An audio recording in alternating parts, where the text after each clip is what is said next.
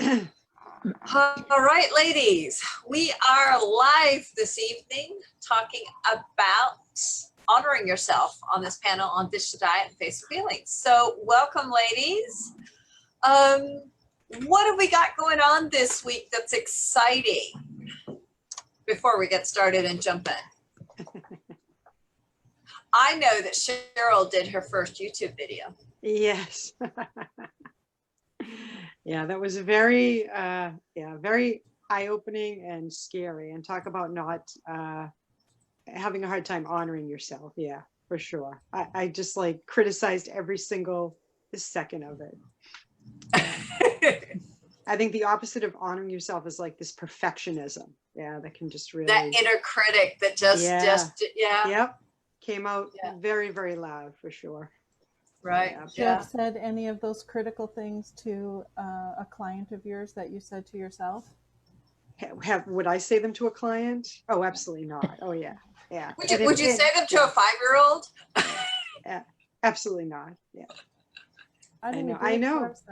It's crazy. Yeah. That inner voice is just, I think once you start to, for years, I don't think I even noticed it. Right. And then once you start to notice it, you have that aha moment. You're like, wait, what is in my mind? And then it's just really, for me, it's been a process of catching myself all the time. And so even with the video today, I was like, you know what? I'm just going to put it out there. Like, I'm not 100% happy with it, but I am just going to put it out there. And I think even that kind of silences that. You go, yeah, you're there, but I'm not going to pay attention. Yeah. And that's hard. That's really, really hard. Yeah, right. So how about you, Zandra? What have you got going on at the moment? How are you honoring yourself? Oh, I have lots of things on the go. The big one is the stress and digestion, talking about that in the group. That's really huge. And of course, all the years that I've had, the last 3 years have never been super easy for me. So really quieting that negative voice and all of the language that goes along with it. Hello, Bernie. How are you doing? It's lovely to see you today. Bernie doesn't hide at all, ever. No.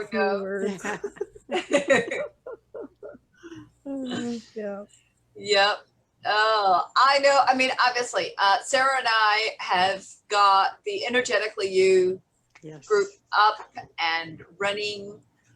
In Nourish, we're in week 2 of our April challenge on intermittent fasting. So this week the challenge was 2 days of intermittent fasting. And I'm really excited because next week I will be interviewing on Wednesday of next week Shirley Billingmeyer, who is the lady that wrote Inner Eating and the creator of the energetics coaching process, which was then adopted into M-braining and adapted with more M-braining wisdom into the coaching process that Sarah and I learned. So she is, the co-creator of the M-braining version of it with Grant Susalu. But she first created it on her own as her own process without all the added wisdom that M-braining brings to it, but just empirically and intuitively doing it herself. So I'm really excited that next week I get to interview her. So that's fascinating. Yes, absolutely. This exciting. Is a process that she's been using, coaching clients, for like 30 years, I think. Yeah. So she was ahead of her time just in her intuitive knowledge of what's happening in our bodies and, why we're not connecting. So it could be really good. Yeah. So that's what I've got going on. And, coming back to the theme of today, honoring yourself, when we're really in touch with our bodies, and this comes back to the energetics process. You eat because you're physically hungry, not because you're mentally craving something and your body doesn't require it, but I'm just going to eat anyway because I've got this, you know? Right. And honoring yourself is stopping when your stomach says that's enough. So even learning to listen to that, right? Even learning to know that that's, yeah. Because I think mindless eating is just, at least for me, for years, there was no mind. No. Yeah, and we do it because that's how we've always done it. You know, I mean, how many people grab a snack while watching TV? Yeah. Now, it's not that they weren't hungry when they grabbed the snack. They were probably watching the TV, their stomach said, I'm hungry. They go to the kitchen and they grab the bag of chips or whatever and go sit back down at the TV. But they don't serve themselves, they take the bag. Right. It's actually a couple of articles that I've read on this is it's when you're watching the TV and you see the ads, it triggers the subconscious into the conscious to go and get the whatever's in the cupboard. Yeah. They don't even ask, is my body hungry? Do I really need that right now? Right. Yeah. And maybe they just need a glass of water. To get up and move around. I think that's the interesting thing I'm finding in doing these fasting experiments. I'm enjoying the 8-hour eating, 16-hour fasting one a lot more than a 24-hour fast. Yes. And so yesterday I started it, and I was being very mindful of the clock toward the end of my 8-hour eating window, because I wanted to be sure that I had dinner, which I actually ended up eating like 3 hours before the end of that window. So then I ended up having a snack before the end of, the close of my eating period. Yeah. And then today I'm doing the same thing. So, but to me, this is proving to be a really easy way to honor myself. But of course, last night I did notice when I kind of was unwinding for the day, where one of those little brains in my body was saying, something to eat would be good right now. But because I'm doing this fast, I took that moment to say, thank you, but no thank you. I'm honoring this process that I'm doing right now. And so it worked to sort of quiet that request I was getting. Yeah. And mindfulness. I would say that I am doing the intermittent fasting, and I've done it every day this week so far. And my thought was I'll just do it the 2 days, which was what the challenge was. Mm-hmm. But, I realized that actually this is really good for me because I am eating when I'm hungry, not because, oh, look, it's time to eat, so I'm going to eat. And oh, look, I'll eat again because I could just be a little peckish or bored. Yeah. Yeah, I think, eating the feelings is, I think when I'm in the food, I don't express feeling. I use the food to not have to express anger or deal with somebody. So, so when you're talking about doing the fasting, and it's like that perimeter of knowing I'm not going to have food from this time to this time, or I guess when I've tried to diet, my whole psyche is about the food. It's about what am I going to eat, how much, and it kind of like takes over your life, right? Yeah. Yeah. Totally. Yeah. And what I've noticed is that with the intermittent fasting, I'm actually making better food choices again.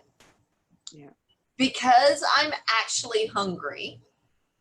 Mm-hmm. The question is, what is going to satisfy this hunger? And what do I want to eat? Because I'm hungry, I can eat anything. There's no rules about you can't have this, you can't have that. Right. Okay? So right. it's really open to what do I feel like eating.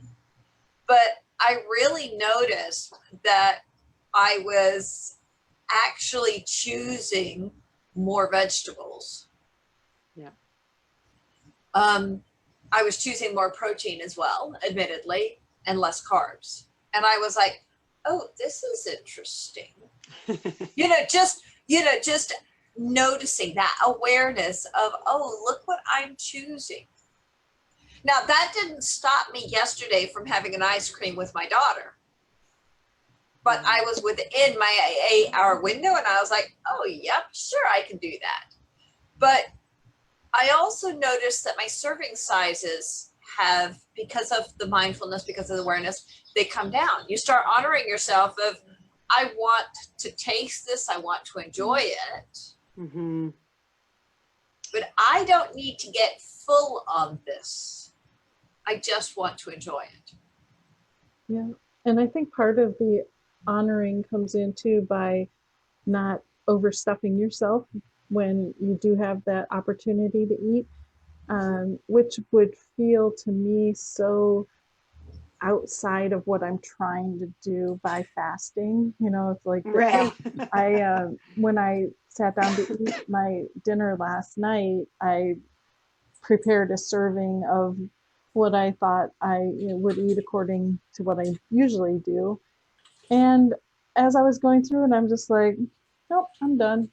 And I just put the rest in the fridge, because I think it's just all part of, like, being an integral part of a bigger process, and that I didn't feel like it. Yeah, but definitely honoring the real hunger. Yeah, it's really tuning into your own body wisdom and what does your body really, really, really need. Yeah. When we're on diets, we don't honor that because we expect to be told what to eat. And if you've been a chronic dieter or a yo-yo dieter, I've been dieting since I was 16.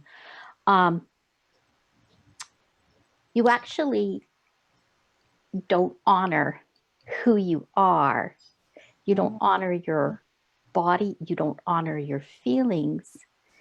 And you certainly don't honor your thinking, because you are so dependent on what that diet is saying to you.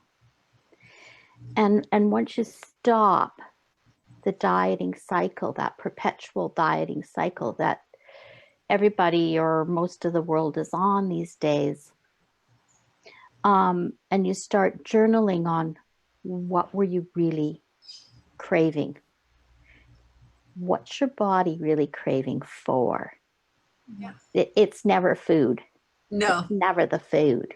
There's something. Because if you're not physically hungry, if you don't feel that hunger in your stomach, Yep. There is a need. Your body is telling you there is something which is unfulfilled. Yep. Yeah. Yeah, yep. For sure. Okay. Yep. And the question is, what is it that's not fulfilled? Am I hungry for attention, for love, for comfort, for connection with other people? Yeah. Am I hungry for creativity, for activity, for doing something? How many people, their body wanted movement? It's satisfied because you walk down the hall to the vending machine. But instead of just getting the walk and walking back to your desk again, now that you've satisfied the need for movement, you buy something at the vending machine and you eat it on your way back. I eat that Snickers bar. I walked all the way down there to get it. But because we're not in touch with our body and we're not willing to sit in the discomfort. Yes. Because one of the things is, because we've lost that ability to understand what the body's asking for, we don't recognize what the hunger is. Yeah, and I'm sorry. I need to interrupt you. And so we automatically just go into eating because I have a sense of hunger. Yeah. Right. That's such a great point, Beth. I think being a compulsive overeater, just acknowledging that just to myself was the first, just like saying it out loud, you know, that food has this place, that it isn't a place where it doesn't belong, was huge. When she was, never mind, ditch the diet and face the feelings. Yeah. The compulsive overeating, just admitting that, there was so much, it like took the power away from food, I think is what I'm saying. Right. Yeah. But when you recognize that food is not the problem, right? Okay, it's the problem's not the food. The problem is what I'm not dealing with that I keep replacing with food. And you know, Shirley, who I'm interviewing next week, she always has this this saying that eating is simple. Life, well, that can be a little bit more complicated. Eating is simple. Yeah. I'm hungry, I eat. I'm no longer hungry, I stop. Yeah. It's that simple. Except that we complicate it because of all the early learned patterns. I mean, how many of us had mothers who showed love through food? You know, how many? Everybody's coming over, so you put on this big spread, and everybody's expected to eat all of the food, and so you learn from a very early age, food equals love. Well, it's easy to then, you know, grow and we talk about comfort foods. I mean, like, I'm feeling down, so I want bangers and mash, or I want fish and chips, like Sean Dunn just said, you know. We go for that comfort food. Exactly. And the comfort is what we learned at an early age. It's as soon as adults started interfering in our eating is when it got confused. Because when we were babies, we knew exactly how much food we needed. And we stopped eating. Exactly. I mean, you try telling a baby whose stomach's already full to keep on drinking that milk. I'm not having any more. Yeah. Okay. But the same way, a baby cries, and the first thing the mother does is offers food. Now that baby knows it's not hungry, so it says no. Yeah.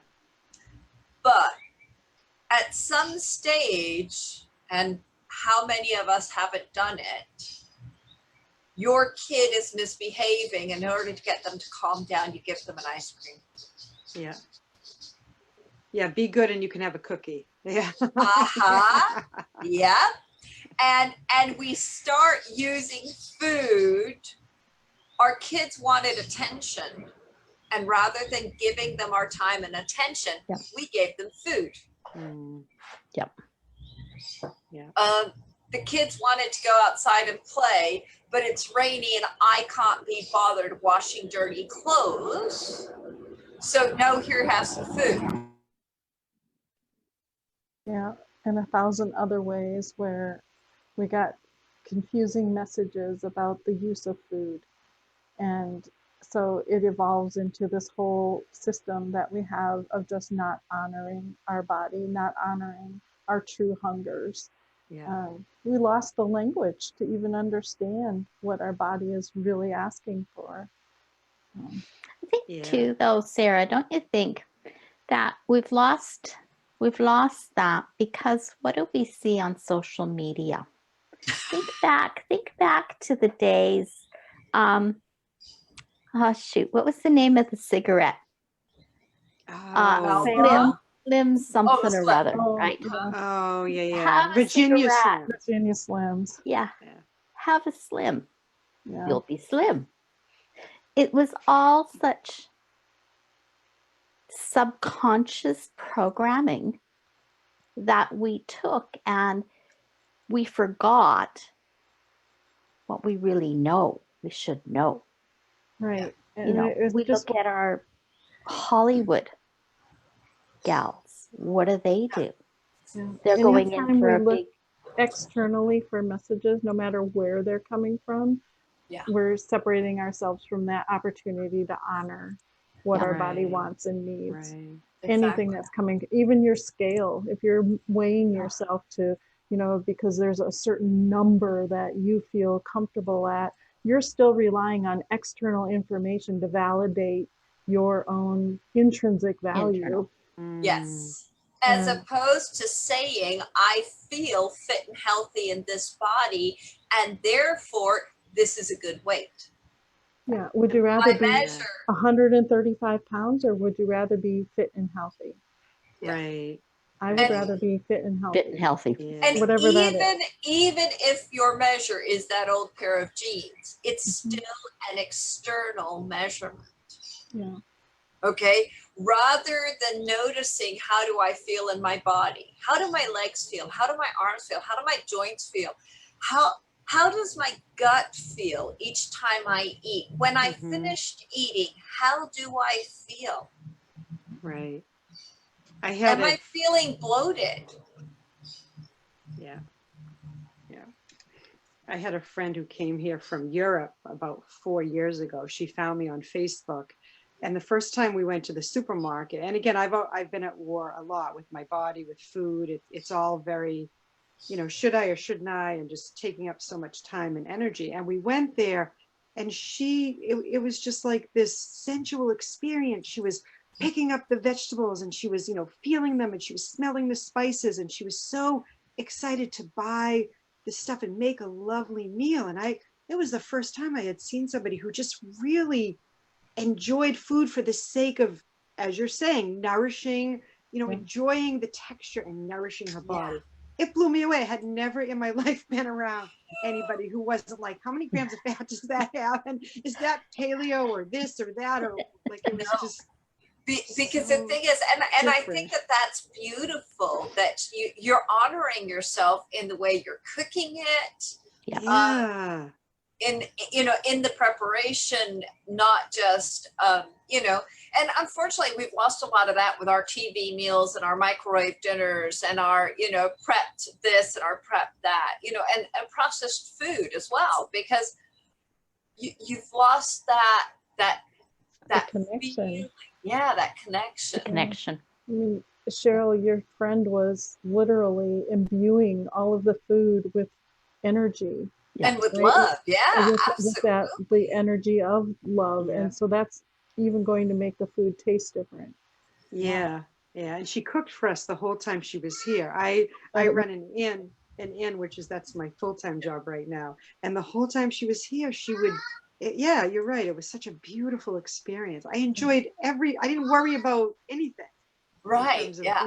it just felt so good. Yeah. Yeah. And I think there's something, one of the most fun experiences, and I've shared this already on this panel, one of the most fun experiences I had with energetics was going out to lunch with a friend and going through the menu and choosing food for taste and texture. Not, and not choosing it according to, oh, well, I should eat this or I should have that. No, it was like, what do we want? So we ended up with 4 entrees instead of asking for any mains at all. But we chose it according to, how is this going to taste in my mouth? I love that. Is it going to be an eating experience? And now when I go out to eat, that's what I'm looking for. I am looking to really enjoy that. So, like there's a little cafe here that just does chocolate. And if anybody says, do you want to catch a coffee? I'm like, yes. And this is where I'd like to go. Because they have white chocolate and dark chocolate and all sorts of options. Yeah. That I know. They also have the bakery section, but I'm not really interested in that because I'm gluten-free because of the celiac. But I really enjoy that. Oh, what am I going to enjoy? Yeah. And you want to feel that way about food. You want to honor your body and you want to honor your taste buds and the whole experience. Guys, I am sorry, but I have got a 5-year-old that has just arrived home right on time, as said, at 6:30 p.m.